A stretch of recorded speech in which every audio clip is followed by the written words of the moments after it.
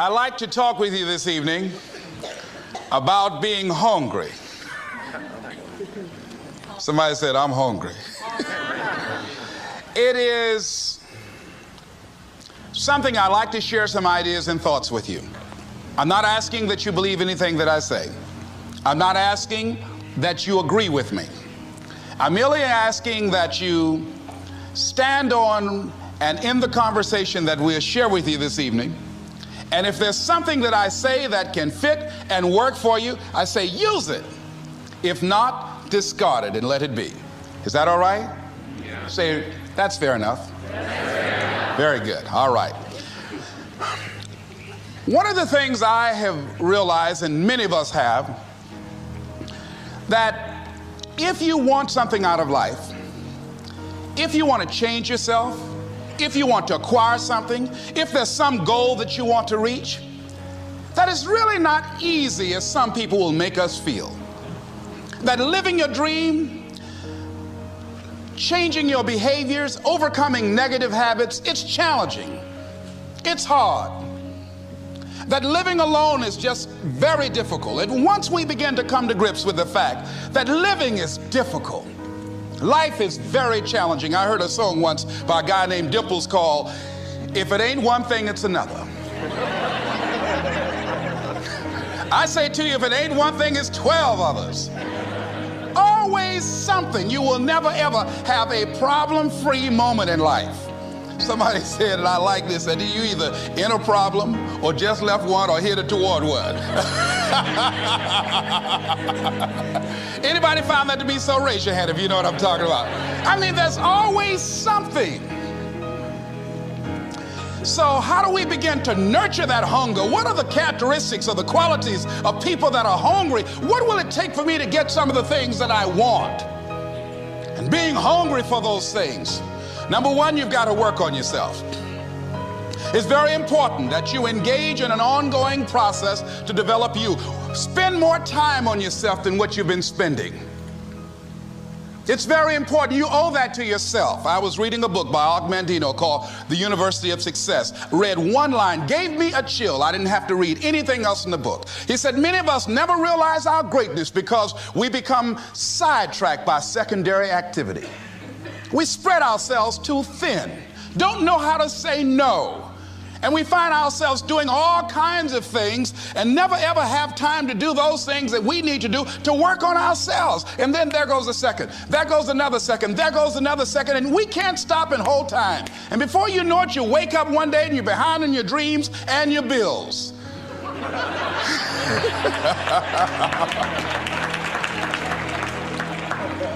So decide that you're going to take some time to work on you, that you deserve that from yourself, that your life deserves some prime time because you are creating your own production. As Michael Todd would say, you are the star of your show. You are the director. You're writing the script. And you will determine whether your life is a smash office hit or flop. You'll determine that. Working on yourself, talking to yourself. That's so very important. Overcoming the negative conversation, that inner dialogue that's going on all the time, even when you don't want it to be there. You can't stop yourself right now from thinking. You can't do it. It's going on. And so learning how to empower yourself, part of doing that is standing up to yourself. You've got to stand up inside yourself sometimes and say, shut up. You've got to do this.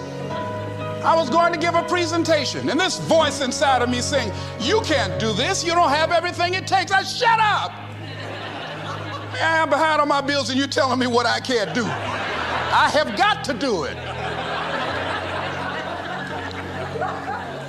You'll get scared sometimes. Your mind will go blank on you. Some people you will allow to unnerve you, and you wonder, what's wrong with me? I'm not crazy. That's why you've got to learn to make a conscious, deliberate, determined effort to stand up inside yourself. Working on yourself, watching that inner dialogue, it will determine the quality of your life. I don't believe this. I know this. I've had a challenge of losing weight. I'm walking through the airport, this voice say, why don't you have some M&M peanuts? No!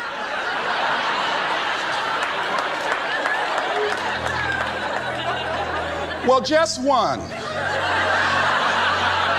Then after you eat that, you might as well have a Snicker now, you sucker. I mean, it's challenging. My mother fixed the kind of sweet potato pie you can't eat with your shoes on. Have to take your shoes off so you can wiggle your toes.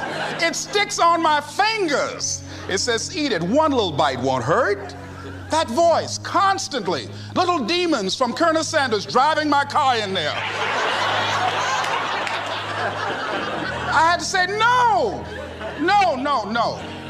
I'll diet tomorrow. I saw a skinny man get hit by a truck. Had he had a little bit more weight, he might have lived, you know. Some of you know what I'm talking about. Raise your hand if you know that. That voice is awesome. So you have got to stand up to that voice. When you're working on something you want to achieve, you have got to stand up to that voice.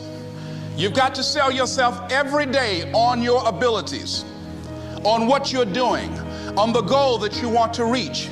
You've got to sell yourself every day, every day, every day. According to your level of belief, it will manifest itself in what you're doing. Whatever we have right now, whatever we're demonstrating in our lives, is a result of what we believe subconsciously that we deserve. And part of increasing that belief level is that you have got to convince yourself every day. You've got to sell yourself. I do a lot of training for many corporations, and I conduct sales seminars, and I've heard all kind of guys doing techniques and training people techniques of how to close sales and how to work with and begin to control the sale and how to ask for the close. Let me share something with you. You can learn all the techniques in the world. If you don't believe in yourself, it won't happen for you. I learned all of it. So that's why I do a training called Focus on the Seller. You've got to focus on you. And as you convince you, as you sell yourself every day, every day, every day, you will begin to see a difference in the things that you're doing. Selling yourself on your ability to perform a job, to achieve a certain objective. Telling yourself every day, here I go again. And I got what it takes. This is my day. And nothing out here is going to stop me. And when you go out there in life, say, come over here. Say it again. Well, I'll be back tomorrow. That brings me to the next thing. It takes courage to act. Part of being hungry when you've been defeated, it takes courage to start over again. I used to do door-to-door sales, and I was working with another friend of mine, and door-to-door sales, I mean, it's punishing. It's cruel and unusual punishment. And I was a little boy knocking on the door. Hello, would you like to buy a nice working television set? No money down? No! Bam! They slammed the door in your face. And the friend of mine that was working with me, they slammed the door in his face, and I looked back, and he was going to the car. He said, I can't do this. And he sat down in the car, and he said, you go ahead, I'll be here when you get back. Now, he had a mother and father to take care of him. My mother was ill. I am adopted. I was hungry. I had to go on. I learned something about myself. That when you step into your fears, somebody said, it was Winston Churchill, he said that courage is going from failure to failure without losing enthusiasm. When you step into your fears and continue to push yourself to go on, something happens for you. It will enable you to transcend yourself. I went to the next door. You like to buy a nice working television? No! Bam! Went to the next one. No! Bam! After a while, I no longer took it personal.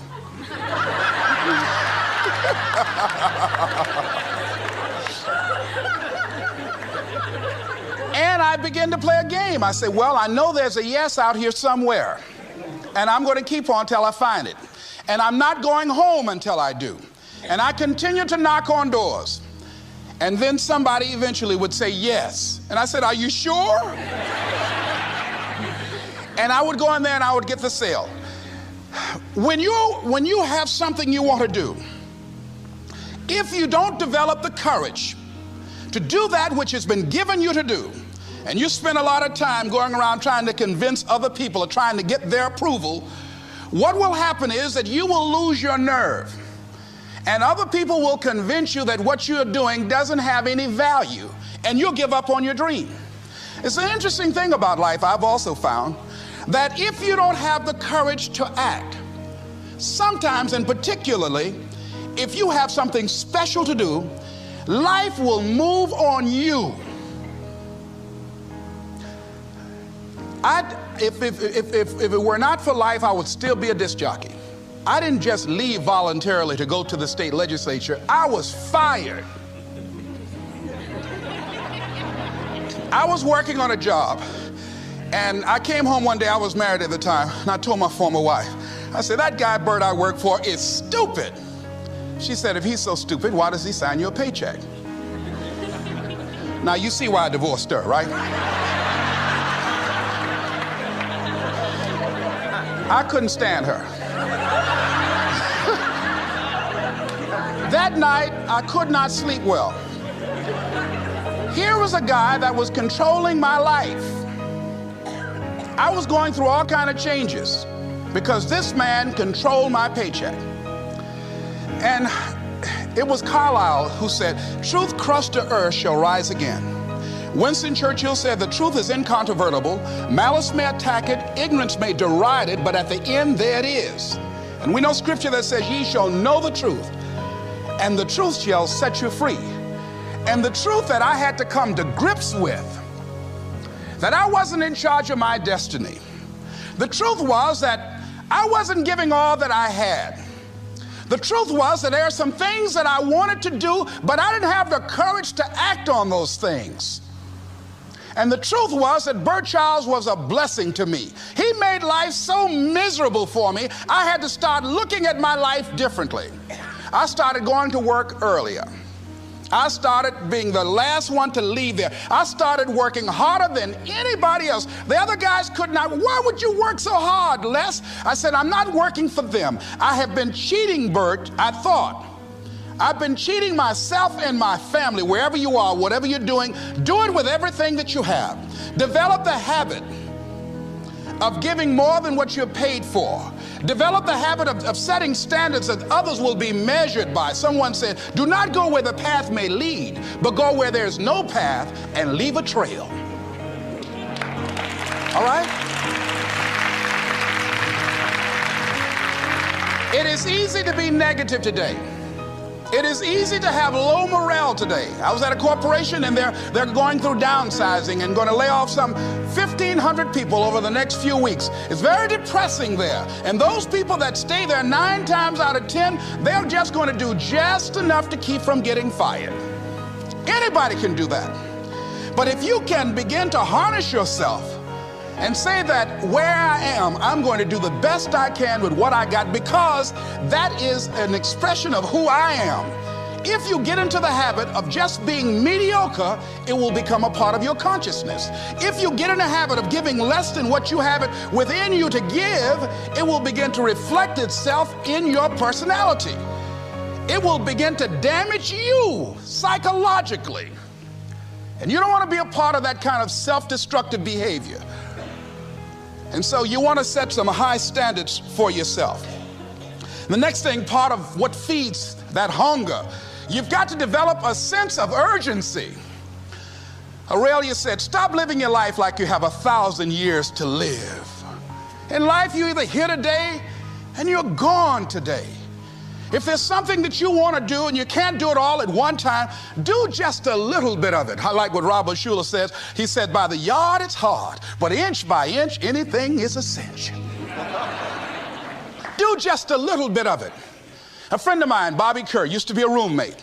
Bobby wanted to go into the area of public relations. He loved working with the public. Young lady he wanted to marry named Clarice. Bobby was a great procrastinator. Pretty soon the job where Bobby worked, they transferred him to another location. He went out to celebrate with the people on that new job site. And Bobby suffered a massive heart attack and died. Bobby didn't drink and didn't smoke, was under 40, and he died. Ask your question. How much time do you have left? How much time do you have left? When you start thinking about that, we don't know. We don't know. Bobby took all the greatness and all of the talent and all of his abilities to his grave with him. One of the things he could have put in parentheses under his name, he didn't use all his stuff. And most of us do that. Most of us don't use the stuff that we have brought into the universe.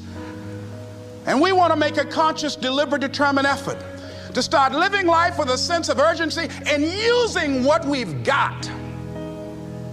Using ourselves up. Sharing what we brought into the universe to share. Because if we don't, nobody else will. Stop wasting valuable time, knowing that if we begin to live our lives as if each day were our last, our lives will take on a whole new meaning. They take on a whole new expression, valuing each moment that we are blessed with. The next thing that begins to nurture that hunger, honor yourself as your word. Don't give your word out lightly. When you throw your word out there and you don't honor it, it makes a statement about you. If you decide to maintain a sense of integrity with yourself, that if I speak it, I'm going to live it. It's who I am. And I'm going to be very cautious in how I give my word to others, and most of all with the commitments that I make to myself, because I want my life to reflect my words and honoring who I am and what I express. Another challenging area in terms of nurturing and developing that hunger in yourself is learning the art of becoming single-minded. Learning how to concentrate, learning how to focus in. And you'll be surprised at the things that you're able to do. When you learn how to block things out, when you learn how to keep thine eyes single, you'll be surprised at the ideas that will come to you, of the people that you'll be able to attract, of the opportunities that you'll be able to see. You'll begin to see things that have been standing there looking you in the face saying, I can't believe this has been here all this time. Here's a habit that I do. Maybe it might be of some value to you. I get up in the morning and I start writing what great ideas that I can think of today that can improve me and that will enable me to reach my goal. And I just let my mind flow. Sometimes I write 15, 20 ideas. Some days it's more difficult than others. One idea can change your life. One idea can turn your life around. Deciding that you're going to focus to develop your skills. The guy was the new owner of a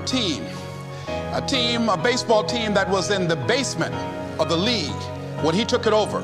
He went to the pitcher and he said, what is your best throw? And he said, well, I got a good curveball and I've got a good fastball. And he went on talking about his different throws. He said, but tell me this, what is your best throw? He thought for a moment. He said, I've got a good fastball. He said, that's all I want you to work on. Nothing else. Just develop your fastball. The next year, they went to the World Series. Most people don't know where their fastball is. Most people go through life never discovering what their talents are. Most people never develop their talents. They have skills and abilities, but if you don't nurture them, if you don't develop them, they will never serve you. Your gifts can take you many places if you develop your gifts. Most of us don't like to do those things that come easy to us. I've always loved to talk to people. I decided, taking this advice, to develop my skills as a speaker. And my gift has developed and it's taken me many places.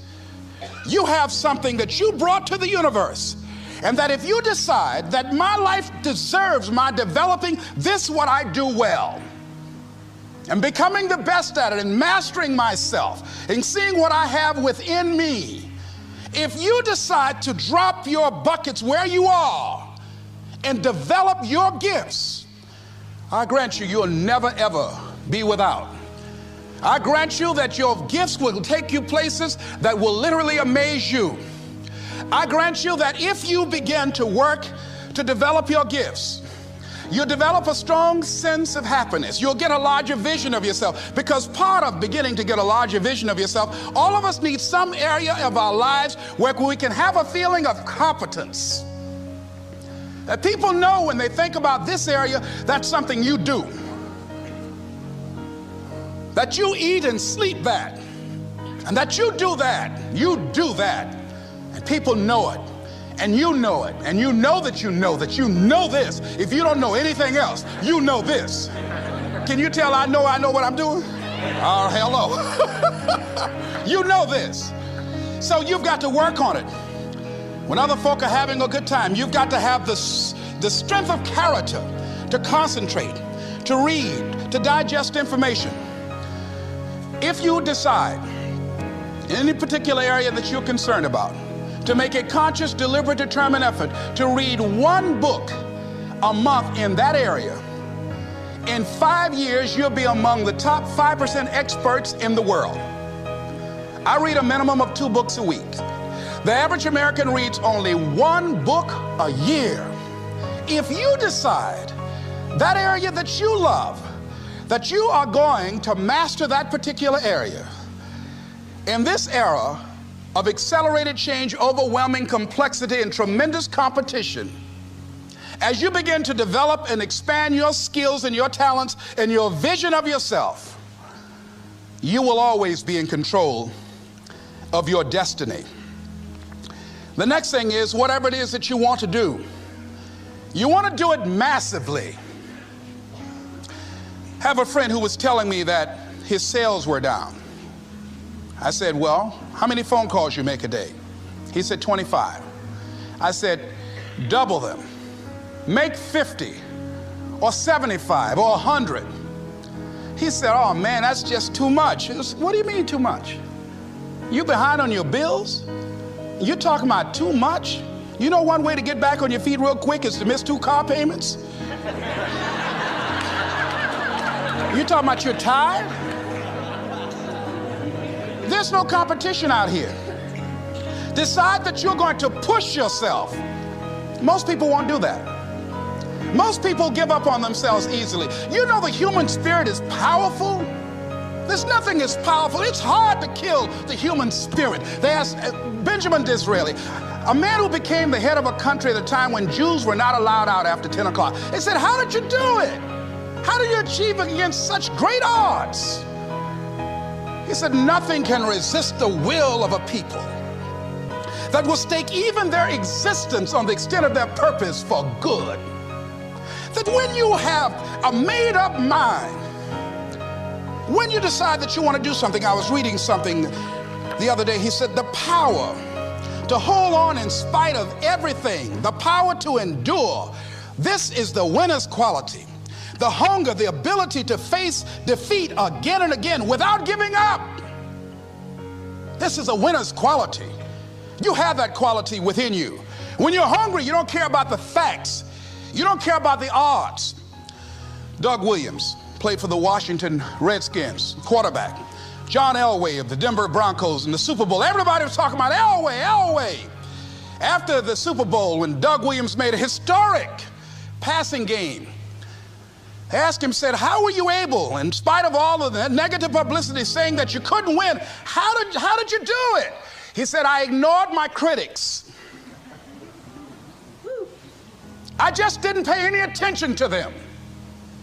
I ignored myself because they kept on saying it so much. There were times I doubted whether or not I can do what I needed to do. There's a Doug Williams in everybody here. There's greatness in you. And you've got to learn how to tune out the critics outside and the critic inside. And since I'm going to do this, I'm going to harness my will. And I'm not going to let anything stop me. I deserve this. I'm going to do it until. And this friend, I told him, said, start increasing your calls. I said, I make 100 calls a day. I got a callus in my ear. My ear kind of dark, you can't see it, but it's there.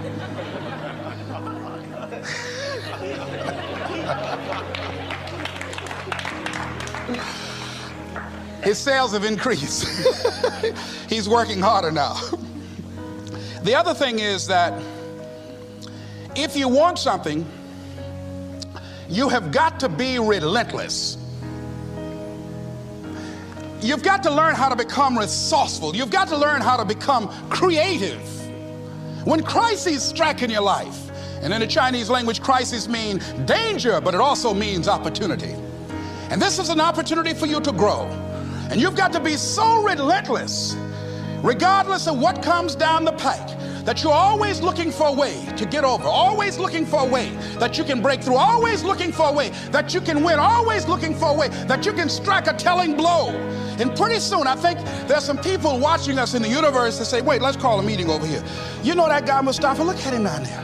He won't stop. Just that fool don't know he can't get over. Look here. Why don't we do this? Let him go and let's mess with somebody else. Shit. Let him go on through.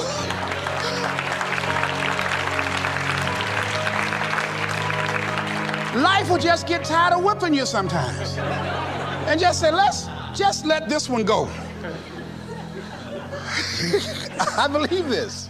Now, no one has told me this, but I just kept on kicking. I didn't have sense enough to stop. I was intelligently ignorant. I didn't know what I couldn't do. So I just tried anything. And the fascinating thing about life, because you can't get out of it alive, you might as well have a good time, you know? You might as well have a good time. Live your life with passion, with some drive. I was giving a seminar the other day, and I mentioned that I was going to do some training in August with some young teenagers and take about 100 away to a 2 or 3 day camp and wipe them out. Been working on this. So after the speech, one of the parents walked up to me and said, Mr. Brown, I'd like for you to do something for my son. He's not motivated.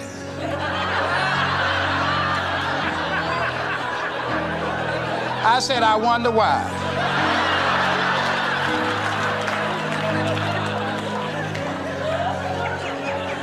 I wonder what's wrong with him.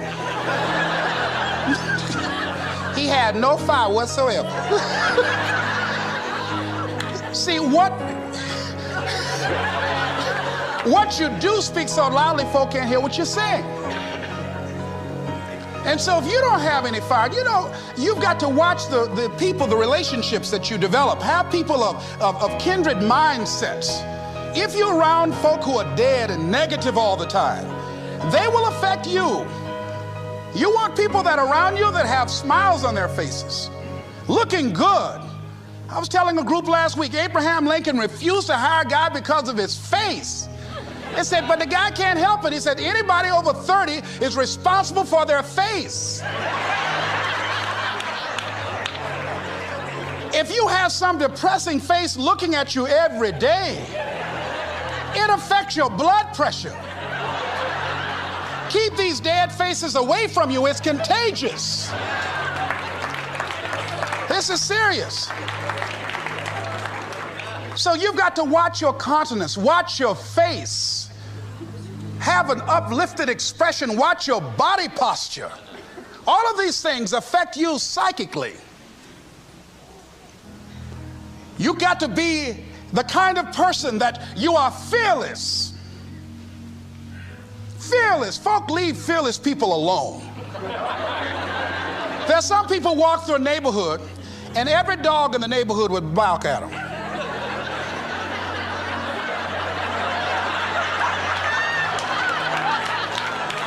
But there's some people come through and ain't nobody gonna mess with this.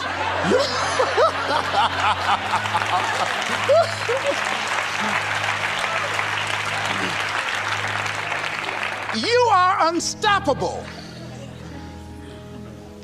And because you are unstoppable, because you've got power that you haven't even begun to use yet, you owe it to yourself to release your brakes. How many of you have the experience of pulling out of your driveway and you mashed on the accelerator and the car was just going, and couldn't move, and you mashed harder and it couldn't move, and then you discovered you had your emergency brakes on. And then you release those emergency brakes and it goes, choo! Have you ever had that experience before? Most of us go through life with our brakes on, holding back, not giving all that we have, not sharing all of ourselves. Most of us go to our graves still holding on rather than releasing it. What are some of those things that keep us from releasing it? Because of past experiences, past defeats, past pain. We look back, well, it didn't work out then. It probably won't work out now. Many people get confused their performances with who they are. I was reading Pat Riley, the coach of the Los Angeles Lakers.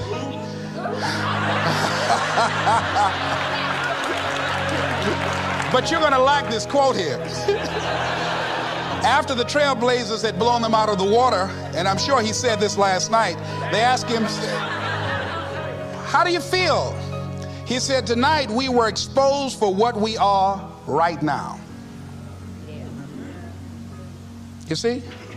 That if my speech tonight doesn't work, it doesn't mean that I'm a bad speaker. It means that what I did didn't work tonight. And I've got to separate what I do from who I am. And I've got another shot. See, the last chapter to your life has not been written yet, and it doesn't matter about what happened yesterday. It doesn't matter about the things that you've done that you feel guilty about. If you wouldn't do it today, you're convicting an innocent person. You've been reborn to a new state of consciousness. And as they say, if we knew better, we would do better. And so you begin to decide, I'm not going to be denied. I remember, and I was telling someone, and they asked me, would you repeat that again? I was interested in going into broadcasting. I'm adopted, and that was my key out. I wanted to make my mama proud of me. I was very much appreciative of what she's done for my brother and sister and I, and that was my way out. And I went over to a radio station, asked a guy and told him that I was interested in broadcasting. He looked at me in my straw hat and my overalls. He said, you have any broadcasting background? I said, no, sir, I don't. What do you do? I cut grass.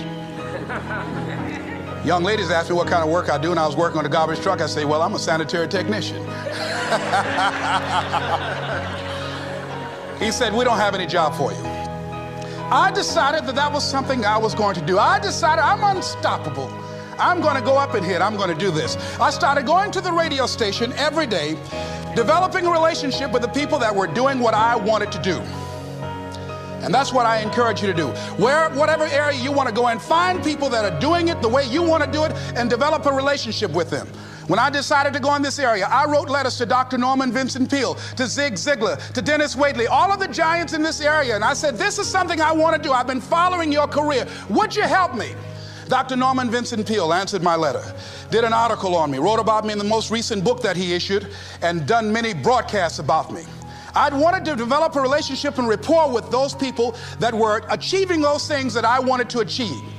By the same token, I would go to the radio station, and I developed a relationship with the guys. And they used me as an errand boy when they needed some food or someone to go pick up entertainers that came into town. Temptation singing My Girl, Jerry Butler singing For Your Precious Love, Sam Cooke singing Darling You Send Me. I would pick up the entertainers at the airport and driving around in the disc jockeys, big Cadillacs. They didn't have any driver's license, but I was acting like I had some.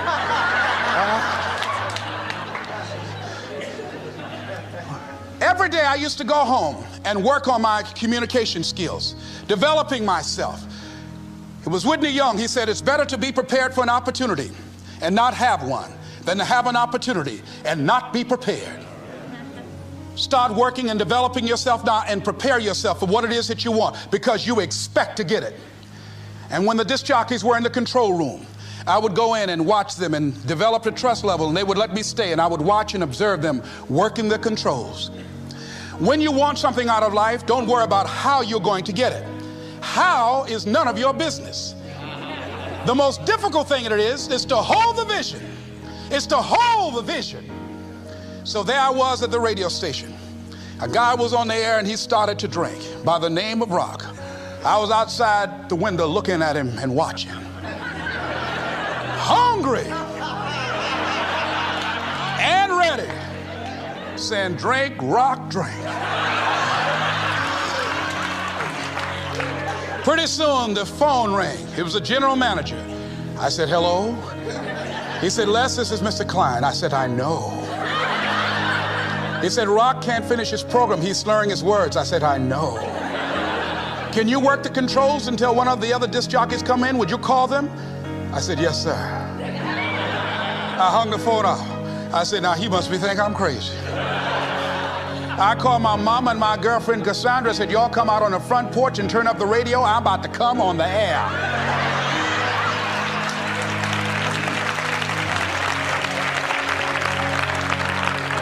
I waited about 15 minutes. I called him back. I said, Mr. Klein, I can't find nobody. He said, well, why don't you go in there and work the controls until they get there? And don't say nothing here. I said, yes, sir.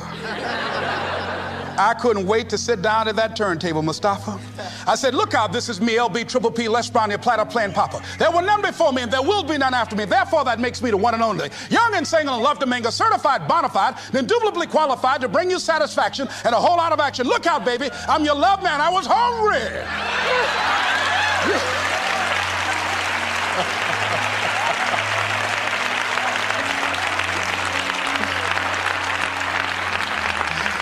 Shake somebody's hand on your right and left and say, you've got to be hungry.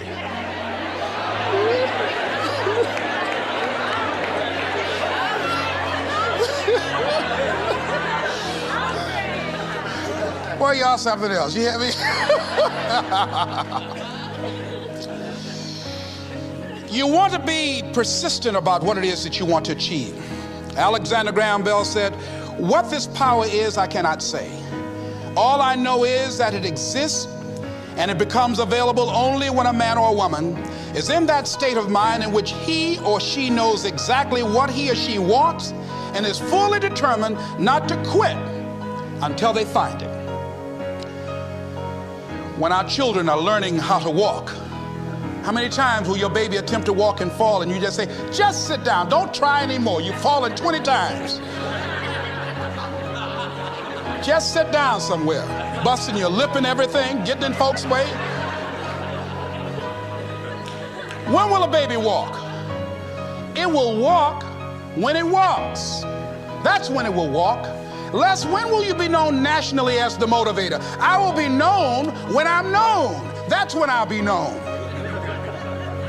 Don't get caught up in, well, I've tried it 4 or 5 times and things didn't work out.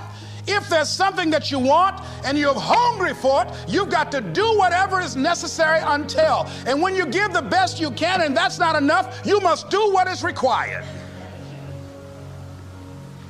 And don't give up on yourself. Don't throw the towel in so quickly. Many people give up on the 1-yard line, where if they have the determination just to keep on knocking. It's a funny thing about life. If you're home one day and someone is knocking on the door and you say, I don't want to be bothered today. And if that person just keep on knocking, say, can you believe that fool's still knocking? Pretty soon you say, what is it? What do you want? And that's how you've got to be about your dream.